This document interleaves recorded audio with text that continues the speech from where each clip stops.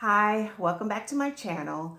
In this video, I'm going to talk to you a little bit about my background and more so in the aspect of like what made me decide to be a real estate investor.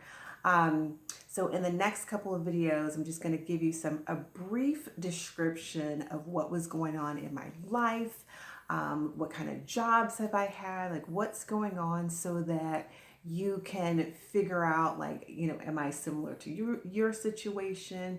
Can you identify with me? Just so you have an idea of my point of view as I start talking about building a business, building personal credit, building business credit. You kind of have an idea of where I'm coming from and why it is that I have the opinions that I have. We may or may not have anything in common. So that way you can kind of figure out, am I someone that you can take advice from? Like, what do I know? Right? So, all right. So, I decided to become a real estate investor about almost 20 years ago, guys. All right. 20 years ago, I started down the path of becoming an investor. I was working at the bank, one of my favorite jobs, one of my first and favorite jobs, honey. I was a teller, I was a teller manager, I was a supervisor. You couldn't tell me nothing. I loved my job, okay? I loved my job. Loved working at the bank, going in, sitting in a little cubicle or whatever you call it and talking to clients. I absolutely was that type of person, customer service oriented. So I was always, talking to our customers, talking to our clients, looking at these 30, 40, $50,000 checks coming in. And, after a while you gain a relationship with these people. They trust you. And seriously, I was like, excuse me, Mr. Jenkins, what do you do for a living? And surprisingly enough, he told me, and this is a hypothetical person, but I asked so many clients, what do they do for a living? Like, do they own a business? I was really all up in their business, and they had trusted me. They saw me like every week, sometimes every day. I handled their transactions. They knew that I knew they had hundreds of thousands of dollars and millions of dollars in these accounts because I'm looking at it. They're asking me about their trust account. I'm referring them over to our financial advisor for certain products that I think they might be interested in. So I know their families. I know kind of like the general, like what's going on that I could see from their accounts. So for them to tell me that they own real estate, that they own a management company, that they service mortgages, it was a dialogue. It was something very comfortable. And after meeting, I'm telling you, y'all, probably 50 to 60 of our clients, all of them, if not all of them, most of them had a real estate portfolio of some sort. Some of them were building it at that time. Some of them had already had various properties. I'm talking 30, 40, 50 unit buildings down in Midtown, downtown. There are people who had cabins up in the lake. And these are just regular, modest people that you wouldn't know, just, looking like you and me, you wouldn't know unless you ask. And I just decided, well, that's it. All these people with all this money, they're in real estate, and they're telling me that they started out with one property and two properties and three properties. And yes, some of them did have great jobs. There were doctors, there were attorneys, there were accountants, but then there was a bunch of our clients at that time that was, a mom and pop. The wife had a job, the husband may have started servicing mortgages because, that was the thing like 20 years ago. So, and then I watched them grow their portfolio at the bank. Every time they bought a property, they came in and opened up a new account. So I said, that's it. I'm going to become an agent. I'm going to actually, I said I want to be a real estate investor, but I really couldn't figure out how to enter into the market. At that time, I think I made $12 an hour. And, I didn't have any source of, investments. This is before social media. So I didn't know what to do.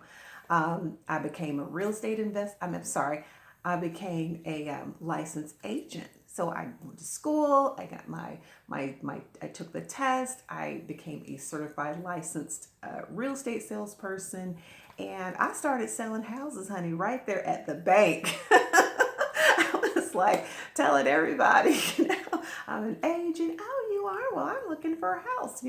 I believe my first sale was from a couple of referrals at the bank. So, I thought I was doing just fantastic. I said, if I keep this up, I'm going to have the extra cash to buy my first property.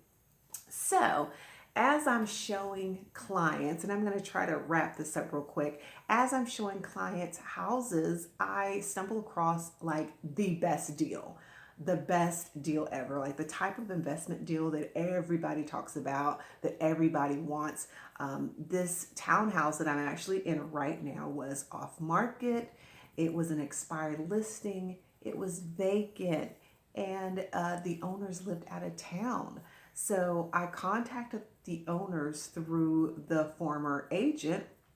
And honey, before I got out 4 or 5 words, the guy said, just make me an offer. I don't care. I'm so sick of this property. Just make an offer. I'll accept. I'll accept. Just add in your commission if you want to. I'm ready to go. So I said, okay, well, thank you very much. I'll be faxing over my offer today. And I did. I faxed over the offer.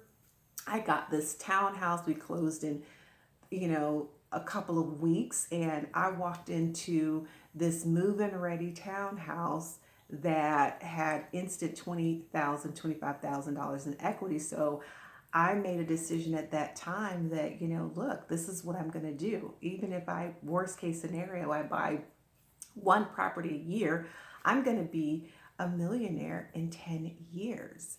That is what my goal was. That's what I said I was going to do. And here we are now.